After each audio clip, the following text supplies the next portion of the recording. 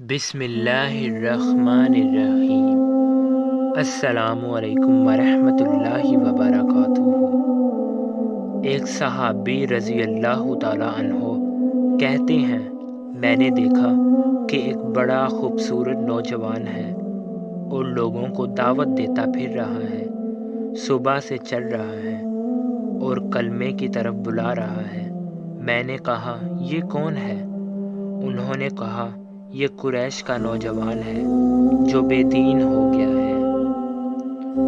صبح سے وہ آدمی بات کرتا رہا، یہاں تک کہ سورج جب سر پہ آیا تو ایک آدمی نے منہ پہ تھوکا، دوسرے دن گریبان پھاڑا، ایک نے سر پر مٹی ڈالی، ایک نے تھپڑ مارا، لیکن نبی کی طرف دیکھو، زبان سے ایک لفظ بھی بد دعا کا نہیں نکلا۔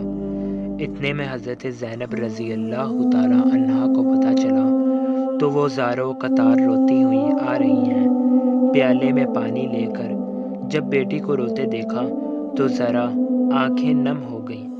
کہا، بیٹی، اپنے باپ کا غم نہ کر، تیرے باپ کی اللہ حفاظت کر رہا ہے، میرا کلمہ زندہ ہوگا۔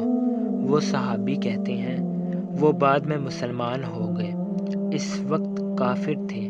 میں نے کہا، یہ لڑکی کون ہے؟ انہوں نے کہا، یہ اس کی بیٹی ہے، حضرت زینب رضی اللہ تعالی عنہا۔